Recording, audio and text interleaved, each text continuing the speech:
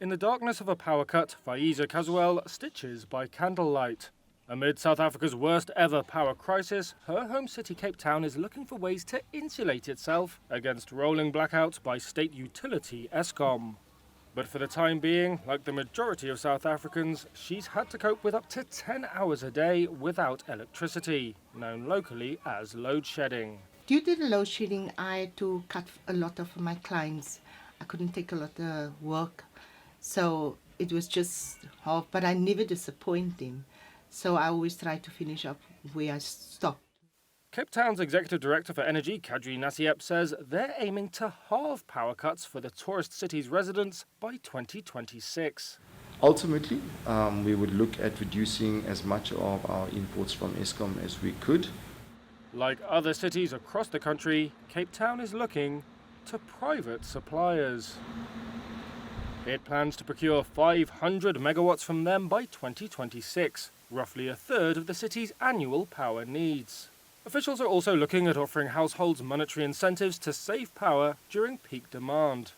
Nasiep said the city was taking steps towards total energy independence from Eskom beyond 2030. The debt-laden utility said earlier this month that it was only able to supply 56.6% of the power needed nationally in the 2022 to 2023 financial year. President Cyril Ramaphosa has declared a state of disaster over the energy crunch, which is seen wiping as much as 2 percentage points off economic growth this year. Here's Cape Town Mayor Jordan Hill-Lewis. You can't grow an economy without power.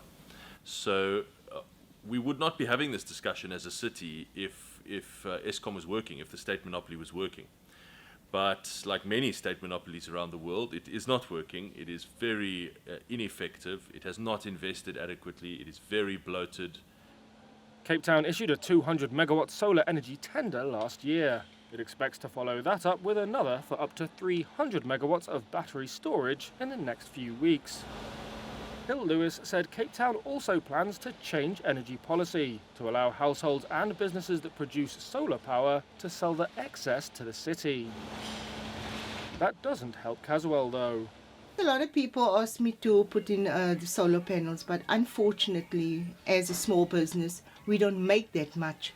She says small businesses like hers are working hand to mouth.